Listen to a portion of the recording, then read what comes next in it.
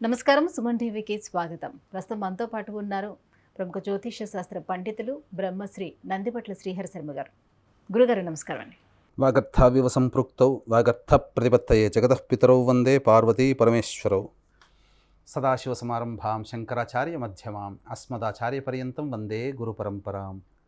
ఆదిత్యాయ చ సోమాయ మంగళాయ బుధాయ చ గురుశుక్ర శనిభ్యశ్చ రాహవే కేతవే నమః. గురుగారు, జూన్ 9వ తారీఖుకు ఉన్నటువంటి విశిష్టత ఏంటి? ఈ రోజున పెళ్లి కావాల్సిన అమ్మాయిలు అలాగే పెళ్ళైన వాళ్ళు మాంగళ్య బలం కోసం ఎటువంటి వ్రతాన్ని ఆచరించుకుంటే మంచిదంటారు? జూన్ 9వ తారీఖు రోజున జ్యేష్ఠ శుద్ధ తదియ, చాలా పవిత్రమైనటువంటి రోజు. ఎందుకనంటే ఈ ప్రపంచానికి అంతటికీ కూడాను ఆది దంపతులైనటువంటి పార్వతీ పరమేశ్వరులకు సంబంధించినటువంటి రోజుగా చెప్పవచ్చు. మనకు యథార్థంగా జరిగినటువంటి సంఘటన, దక్షయజ్ఞంలో సతీదేవి అగ్నికి ఆహుతి అయినప్పుడు తన యొక్క భార్య శరీరాన్ని భుజాన వేసుకొని భూమండలమంతా కూడాను అగ్రహోద్రగ్రుడై తిరుగుతూ వికలిత మనస్కుడై భార్య లేని జీవితానికి పూర్తిగా ఇబ్బంది పడుతూ భార్య మీద ఉన్నటువంటి ప్రేమతో ప్రపంచానికి దూరంగా ఉండి తపస్సును ఆచరించినటువంటి సందర్భం పరమేశ్వరుడు. ఆ తదనంతరం ఈ యొక్క పార్వతీ పరమేశ్వరుల యొక్క సంతానం వల్లనే తారకాసుని యొక్క సంహారం జరగాలి కాబట్టి, ఇదంతా కూడా సృష్టి క్రమంలో భాగం కాబట్టి, మళ్ళీ సతీదేవి హిమవంతుని పుత్రికగా పార్వతిగా జన్మించి తన గత జన్మంలో ఉన్నటువంటి భర్తనే తిరిగి ఈశ్వరుని భర్తగా పొందాలనేటువంటి భావంతో ఉన్నటువంటి కారణం చేత హిమవంతుడు ఆ పరమేశ్వరునికి సపర్యలు చేయడం కోసమై పార్వతీదేవిని నియమించడం జరిగింది. పార్వతీదేవి కూడా ఎప్పుడు నా నాథుడు ఎదురు చూస్తాడా, నా కోసం చూస్తాడా, ఎప్పుడు యొక్క యోగనిష్ట నుంచి బయటపడతాడా అని చెప్పి ఆ అమ్మవారు కూడా ఎదురు చూస్తూ ఉంది.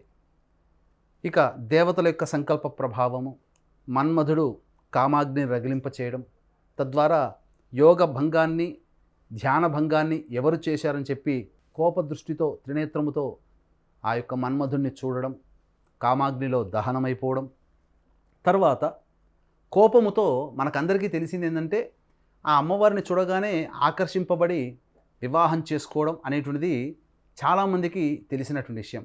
కానీ అక్కడ జరిగినటువంటి రహస్యం ఏంటనంటే, కామాగ్నిలో ఉన్న సందర్భంగా అనగా ఆ మన్మధుని యొక్క మన్మథ బాణాలకి వికలిత మనస్కుడై కళ్ళు తెరిచి చూడడం, తర్వాత ఎవరు నా ధ్యాన భంగాన్ని కలిగించారని చెప్పి తెలుసుకున్నటువంటి వాడే మన్మధుడి మీద త్రినేత్రంతో ఆగ్రహ జ్వాలతో చూడడం, అక్కడే భస్మమైపోవడం మన్మధుడు. తర్వాత రతిదేవి వచ్చి ప్రాధేయపడడం, నీకు తప్ప ఇంకెవరికి కనబడడం, నీ నాథుడు నీకు సశరీరంగా కనిపిస్తాడని చెప్పడం. ఇక ఆ విధంగా వరం ఇచ్చేసేసి శాప సంహారం జరిపించుకొని వెళ్ళిపోయాడు. ఈశ్వరుడు అక్కడ లేడు ఇంక అక్కడ. కానీ పార్వతీదేవి ఎదురు చూసింది, ఈ రకంగానైనా నన్ను చూస్తాడేమో, గత జన్మ బంధము అనేటువంటిది కలుగుతుందేమో అని చెప్పి. కానీ ఏవీ పట్టించుకోకుండా వెళ్ళిపోవడం చేత పార్వతీదేవి ఏడుస్తూ తన తల్లిగారి దగ్గరికి చేరుకుంది. చేరుకున్న తర్వాత అప్పుడు ఇక్కడ గమనించాల్సిన అంశం ఏంటనంటే, తన తల్లి, అమ్మ ఏమాత్రం బాధపడకు, నీ యొక్క మనస్సుని అర్థం చేసుకున్నాను కాబట్టి నీ యొక్క మనోభీష్టం నెరవేరడం కోసమై ఒక వ్రతం ఉంది, దానినే రంభా వ్రతము అని అంటారు, కదలీ వ్రతము అని కూడా చెప్తారు. కాబట్టి ఈ రంభా వ్రతాన్ని, కదలీ వ్రతాన్ని నీవు నిష్టగా జరుపుమమ్మా అని చెప్పి ఆ యొక్క వ్రతాన్ని ఆచరించే విధానం కూడా తెలియచేసింది. ఆ విధంగా మండలం రోజుల పాటు దీక్షగా చేయడం వల్ల తన భర్త అనగా గత జన్మతో సంబంధం ఉన్నటువంటి భర్త ఈశ్వరుడు కాబట్టి ఆ ఈశ్వరుడు పార్వతీదేవిని చక్కగా ఆనందంతో వివాహం చేసుకున్నటువంటి సందర్భం. అంటే ఇక్కడ రెండు విషయాలు మీరు గమనించుకోవాలి. అమ్మవారికి రెండు యోగాలు కలిగాయి. గత జన్మతో సంబంధం ఉన్నటువంటి భర్తే మళ్ళీ ఈ జన్మలో తను జన్మ ఎత్తినప్పుడు భర్త ఈశ్వరుడుగా లభించాడు. ఒకటి, మాంగళ్య బలం అధికంగా కలిగినటువంటి మూర్తి ఎవరయ్యా అంటే సాక్షాత్తు పార్వతీ అమ్మవారు. కాబట్టి ప్రతి మహిళ వివాహం కంటే ముందు గౌరీ పూజ చేసి కానీ వివాహంకి వెళ్ళదు, వివాహ మంటపానికి వెళ్ళదు. ఎందుకనంటే పార్వతీ అమ్మవారి యొక్క మాంగళ్యం నాకు దక్కాలి, అంతటి దీర్ఘాయుష్మంతుడైనటువంటి వ్యక్తి నా భర్తగా ఉండాలనే సదుద్దేశంతో పార్వతీ అమ్మవారు పొందినటువంటి మాంగళ్యాన్ని నేను కూడా పొందాలనేటువంటి ఒక భావంతో ప్రతి కన్య వివాహానికంటే ముందు ఈ గౌరీ పూజను చేస్తుంది. కాబట్టి వీక్షించేటువంటి సుమన్ టీవీ ప్రేక్షకులు గమనించాల్సినటువంటి అంశం ఏంటంటే, వివాహం కావాల్సినటువంటి అమ్మాయిలు, వివాహమై మాంగళ్యం గట్టిగా ఉండాలి, ఎక్కువ కాలం భర్తతో నేను ఈ యొక్క జీవితాన్ని గడపాలని తపించిపోయేటువంటి మహిళలు ఎవరైతే ఉన్నారో, ఈ యొక్క జ్యేష్ఠ శుద్ధ తదియ రోజున మీరు వ్రతాన్ని ఆచరించండి. అమ్మవారు కాబట్టి పార్వతీ అమ్మవారు పరమేశ్వరుడంతటి వాణ్ణి భర్తగా పొందడం కోసం భక్తితో ఈ యొక్క వ్రతాన్ని మండల దీక్షగా చేసింది. అవకాశం ఉంటే మండల దీక్షగా ఈ యొక్క వ్రతాన్ని మీరు ఆచరించండి. లేకపోతే కనీసం ఆ జ్యేష్ఠ శుద్ధ తదియ రోజున పొందిన వరము సుమన్ టీవీ ప్రేక్షకుల్లో ఉన్నటువంటి కన్యలకి, మహిళలకి 1% లభించినా చాలు.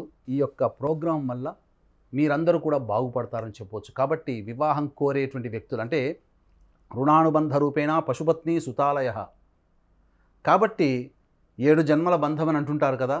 మరి గత జన్మతో బంధం ఉన్నటువంటి వ్యక్తి మనకు భర్తగా లభించాలనే ఆలోచన ప్రతి కన్యకి ఉంటుంది. కాబట్టి ఆ కన్య ఈ వ్రతాన్ని ఆచరించండి. రంభావ్రతము, కదలి వ్రతము.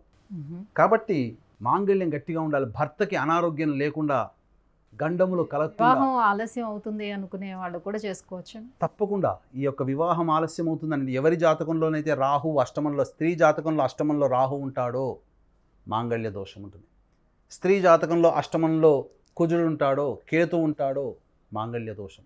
రవి కూడా ఉన్న మాంగళ్య దోషమే. అష్టమ చంద్రుడయి ఉండి అమావాస్యకి దగ్గరగా చంద్రుడు అనగా చంద్రబలం లేకుండా ఉన్న అష్టమంలో ఉన్న దోషమే. ఎవరి స్త్రీ జాతకంలోనైతే సప్తమ స్థానంలో రవి, రాహు, కుజ, క్షని, కేతు ఈ 5 పాపగ్రహాలు ఉన్న దోషమే. ఏ స్త్రీ జాతకంలోనైతే కుజుడు 4వ స్థానంలో ఉంటాడో అష్టమ స్థానాన్ని వీక్షణ చేస్తాడు. అలాగే ఏ స్త్రీ జాతకంలోనైతే 2వ స్థానంలో చెప్పబడినటువంటి శని, రాహు, కేతు, రవి, క్షీణచంద్రుడు ఉంటారో అష్టమ స్థానాన్ని చూస్తారు. కాబట్టి ఇటువంటి మహిళలకి ఆలస్య వివాహం అవుతుంది జ్యోతిష శాస్త్రం ప్రకారం. కాబట్టి ఈ చెప్పినటువంటి విధంగా రంభావ్రతం ఏమీ లేదండి. మీకు మీ చుట్టుపక్కల గ్రామాల్లో అరటి తోటలు ఉంటే గనక ఏదైనా ఒక తూర్పు వైపున కూర్చొని కానీ, ఈశాన్యం వైపు ఫేస్ కానీ, ఉత్తరం వైపు ఉన్నటువంటి కానీ ఫేస్ పెట్టి మీ ఎదురుగా అరటి చెట్టు ఉండాలి. ఇది నియమం.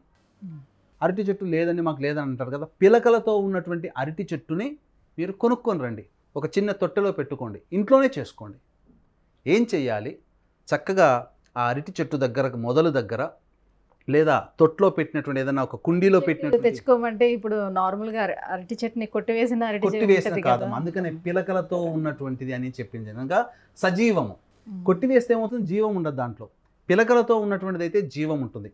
కాబట్టి ఆ అరటి చెట్టు దగ్గర మీరు చక్కగా అలికి ముగ్గు వేసుకొని చుట్టూరా ఆవు నేతితో దీపారాధన చేసి, వివాహం కావాల్సినటువంటివి మరియు ఆలస్య వివాహానికి వివాహానికి ఇబ్బంది పడి ఆలస్యంగా అవుతున్నటువంటి కన్యలకి ఈ యొక్క కాత్యాయని వ్రతాన్ని ఆచరింపచేయండి.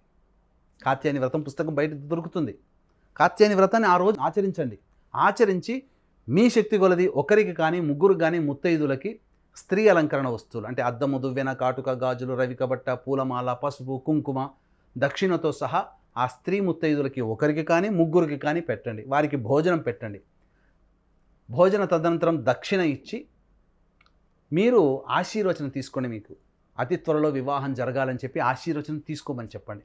3 సార్లు ఆశీర్వచనం తీసుకోవాలి, ఒకసారి కాదు. నీకు చక్కగా వివాహం అవుతుంది, మంచి భర్త లభిస్తాడమ్మా అనే పదముతో ఆ యొక్క ముత్తైదువ మిమ్మల్ని ఆశీర్వదించాలి.